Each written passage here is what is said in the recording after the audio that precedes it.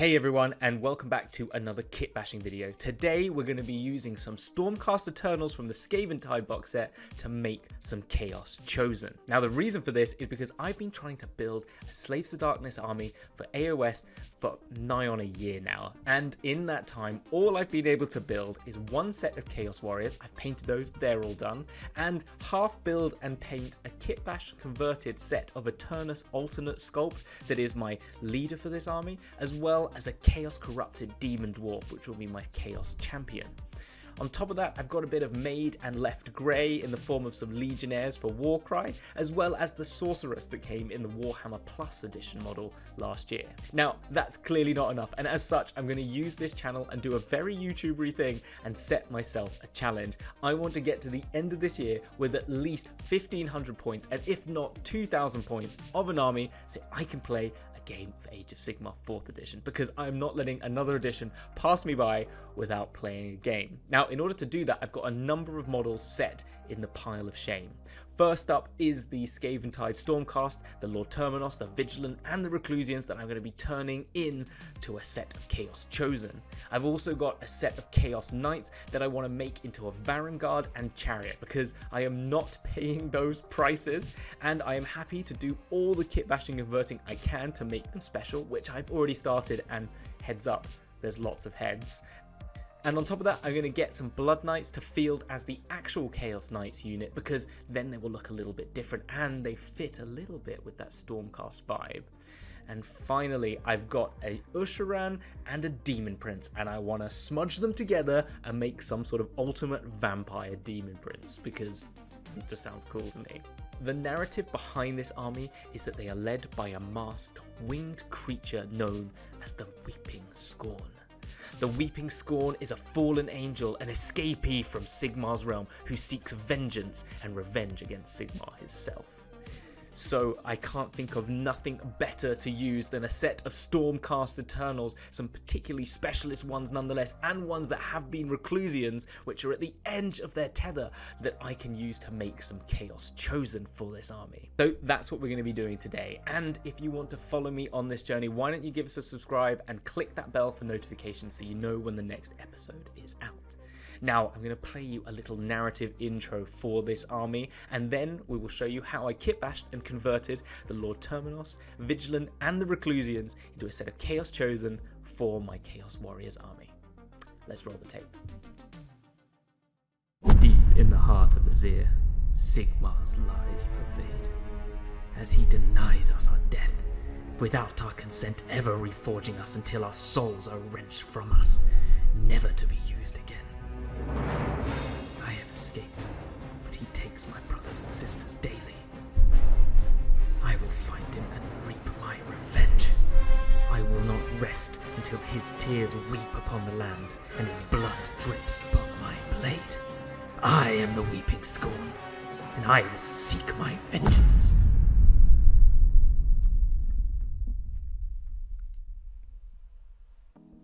So the best place to start anytime you're doing kit bash is actually getting out the manual and seeing what your baseline model is going to be. Now the Vigilant was good because it was all on one sprue. So I took everything off the sprue, trimmed off all the mold lines, took any sprue tabs off, and started to put the model together. Now, as these Stormcast are inherently going to be Stormcast that have fallen to chaos, I wanted to keep a lot of the original design in there. So with that, just building the model as it is was the first port of call. And then removing Sigmarite things and replacing them with something more chaos. Now, the first thing that came up was where the cloak comes over onto the shoulder, there's this really cool brooch which has a Stormcast Eternal face on it, which is very Sigmarite. So what I did then is I took that and, as you can see it here, and started to cut that away and shave it using my scalpel. I then had these swords which had these skulls that came with my Chaos Knights, and so I took that skull off from the sword and then I cut the head so it had a flattened back and was able to then stick it on. I'd already checked obviously a few times to see if that was the right scale, and it worked perfectly. And it just gave this instant little bit of chaos to the design. Even though inherently I think this Vigilant is really chaos looking. I mean, look at it. The next thing was this back piece, the sort of big collar, and I thought using the 8-pointed star of chaos would be a great way just to add something in. I did have a look at another couple of things, but something that I picked up first was these runic symbols on the sword. Now this sword is already like warp fired, so just removing those Sigmarite runes will just make it look like a war blade. Now you can't be chaos without a few horns, and so taking a skull from the skulls box, I took off the horn and just stuck it to his head. And I think just doing that, because the head has already got this bandaged eye that looks really cool, and so just it really already had such a chaos feel, so putting that just that one horn on there made all the difference, I think. To further this, I put another one on the shoulder pauldron, because why not? You can't have enough horns on a chaos model. Now, the back shield was very cool on this. It had loads of scrolls on it. Now, I wanted to just add to that a bit. And so after tidying up, I found this Eternus bit you can see in the shot here. It's the only shot I got of it before I cut it up, where it had the more chaosified ones that have those pointed arrows at the end of them. So I cut a few of those off and trimmed them about so that they would fit under this cool chain that's wrapped around this already kind of chaosified Sigmarite shield. Once that was all trimmed down, I just glued it on into place.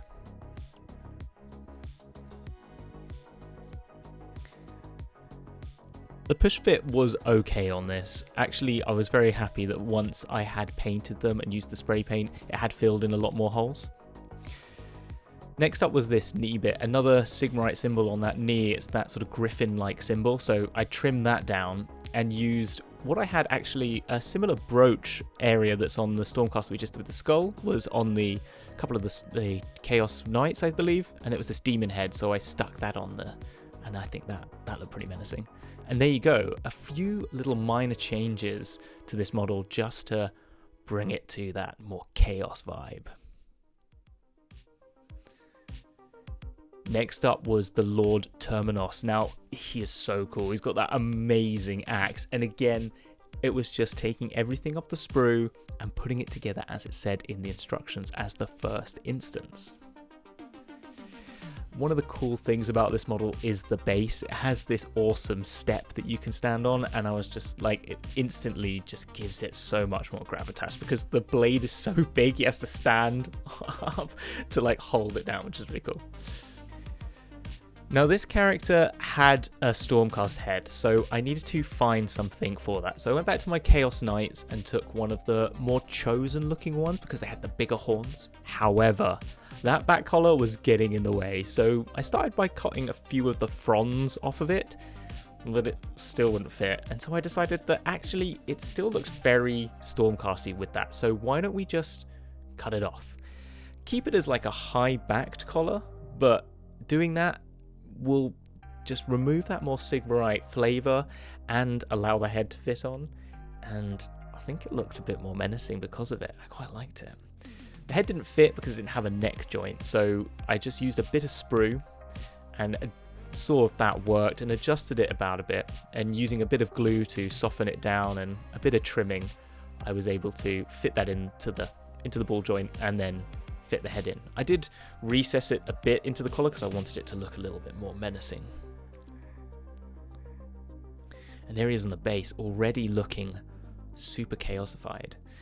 Now, a couple of things on the blade of the axe. There was this little diamond symbol that I took off, and again you can see there are some Sigmarite runes. Now, unlike the blade where I could just scrape that away, this I felt needed a bit more work. So what I did is I got a bit of green stuff and just tried to push that in and flatten out the surface to get rid of, not only there was the runes, but there's also this line where it jointed. And by doing that, I was able to just simplify it a bit and just take away some of that Sigmar effect. And I did this for all the other blades that you'll see later on. Just a little couple more touches of skulls on scrolls, because what's more chaos than that? And to be honest, again, a very simple amount of kit bashing just to bring this into that chaos feel. Such great models. I mean, a lot of respect to the sculptors here, because they have done such great work to make that look so cool. Now, as I said, I did the same thing to this blade. A bit of green stuff and just pushing in, using E45 my hands to soften it, was able to push that into the Sigmar art rune to get rid of them. And again, cutting the collar down. Now, to add a bit more chaos, I started off by putting on another bit of one of those skull horns onto the knee joint. I actually get rid of this and move it about onto the shoulder pauldron, but it was something I was trying. And the same with the head. Had to work to fit the head ball joint in, but once I'd done that, it worked perfectly. And as you can see, I moved that horn onto the shoulder, and with just that, he'd already started to look so chaosy. Those heads are just so iconic. For the knee bit on this one, I just took the base jaw off an orc and stuck that on. And then finally just getting one of those chaos shields and replacing that for the Sigmar ones. And yeah, looks really chaosy. Now, I do actually come back to that model and one of the other ones here that mirrors it, because I felt they were looking too similar. Two of these Reclusians look quite similar, but for now it's next up the double axe one. Again, using the same effect on the blades to get rid of the Sigmar runes, but adding more horns, and this one, a humongous one that I found in my bits box. Now onto the head, the same again. Getting a little bit of sprue, making sure it fit as well as I could, and sticking a head in. Now this one looked really menacing. I like this guy. He was like feral. I love that. And you can see I've added the skull on and the knee bit, so just following the same steps.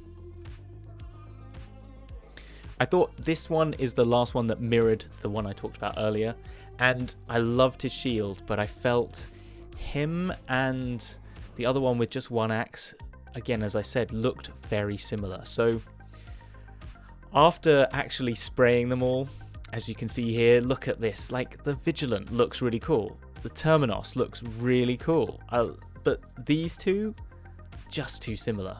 So I went about making the best of one. So I took off the more simplified shield off the one with the really cool helmet and replaced it with the more dynamic demon shield of this one. And I thought, okay, that's enough to just give that one something different. However, this one needed more work. So first up, I didn't think the head was Chaos Chosen-y enough. I don't know if that makes sense, but it just looked like a standard Chaos Warrior. So I got this one with the top knot on there, and I felt already that gave him a little more elevation and already looked more menacing. Loved it.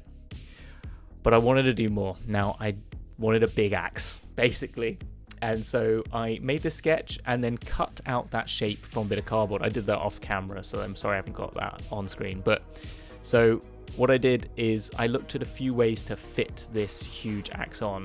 This is one of the Reclusian Guard pieces, but that wasn't working. This was a Chaos Knight's Lance, and I thought that's more the scale I'm looking for. Now, I had one that was actually unpainted. I took the head off thinking that I could use the blade as maybe a top piece, which I come back to. But really, I actually used it as a bit of structure. So I cut out the front part of the blade and the back part of the blade and made it so it fit around the shape of the top part of the spear. I then made up some green stuff and then flattened it out so it was really thin and started to wrap parts of that around the shape of the blade that I made in card. I then stuck in that top bit of plastic from the spear and used that as a structural piece. And putting this all together and adding more and more layers, I slowly made myself this blade. Now, in my mind at the time, I had this down as maybe like a carved piece of stone with a front blade area, and apologies here for some of the blurriness, just my camera was a bit unautofocused in some areas, but the idea was it had this front blade and this hammer-like back to it. But after putting it on Reddit, someone mentioned, this is clearly a dragon's tooth. And I was like, of course it is. I even started making notches into it on the blade to give it that sort of like it had been a tooled surface, but that's also what you get in those sort of shark's teeth and sort of dragon teeth you can see, like the people like obviously draw, not real ones. And so that's what I'm making here. It's like a dragon's tooth. Now, to make it feel like it had been like hewn into becoming an axe, I made these additional bits in card that would act like metal clamps that had been bolted through and then fixed onto the sort of shaft to make this really cool axe. So that's what these parts were. So I cut out one that I've shown you here, and then I traced that and put it on the other side. Now, once I'd done that, I just added a little bit more detail by carving, as I said, some scratches into the edge of that blade to make it look more natural, like it had been hewn into becoming something. As I said, at first I think it was a rock, but now this dragon's tooth, it just works so perfectly. Next up was fitting it back onto the shaft. Now for this I went back to the Chaos Knight's lance. It had this sort of capital to it, so I cut that off at where there was a bracelet, and then using my pin vise drilled a hole in both sides, stuck in a little bit of, I can't remember where this was, it was from another bit of model, but it's just like a little 1mm rod. And after checking that against the axe bit, I then drilled the hole in the axe and then fit it together using a bit of glue.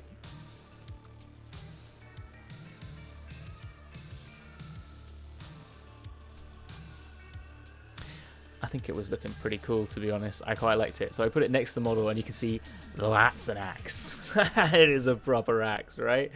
So yeah, I trimmed off the top of the axe to see if maybe it wanted to be like a big axe, but I think it was a bit too big.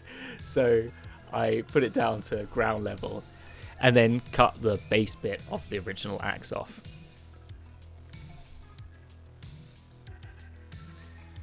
Marking it against the hand, I was able to cut the bottom part of the shaft off.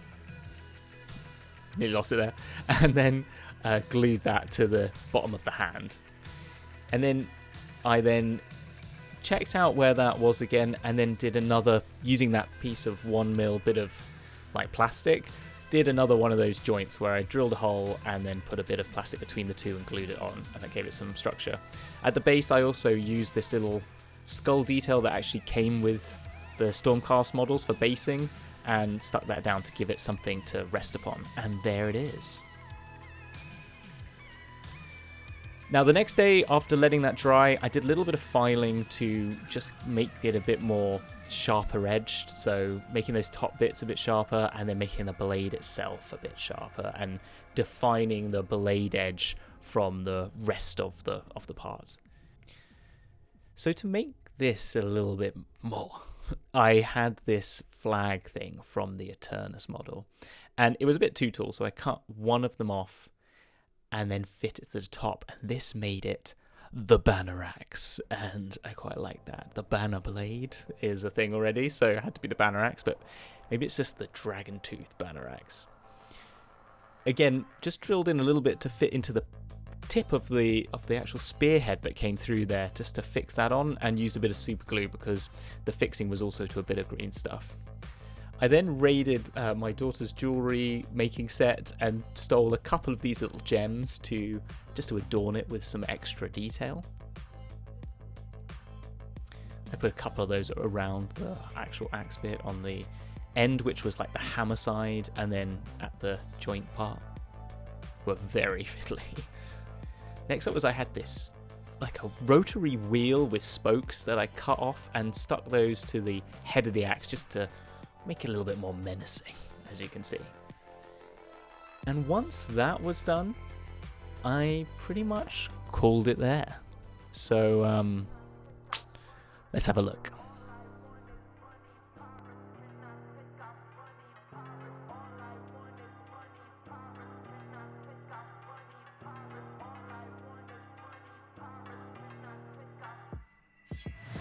So there you have it. I have started getting through my list of Chaos Warriors for AOS 4th. I am so happy to have something here. Yes, okay, I do need to paint them, but that's something that I can take my time on because these are my Chaos Chosen and I want to make these perfect. But I do think it shows that there is so much you can get out of these Stormcasts. I think if you do have a Chaos Warrior set and you do think these look cool, it's possible. And I think they're just going to make them that slightly bit more unique than everyone else's on the table, which is really what I want to do with this army. So thank you everyone who watched. I hope you enjoyed this, and the next Kitbash on my list in this series is gonna be my Chaos Knights. I've done a lot of sculpting on one of them, and there's 2 heads, there's 3 heads, there's dire walls being put in. It was a lot of fun, so I do hope you come and join me for that. Anyway, until the next time, everyone, you stay safe and unhive. Bye.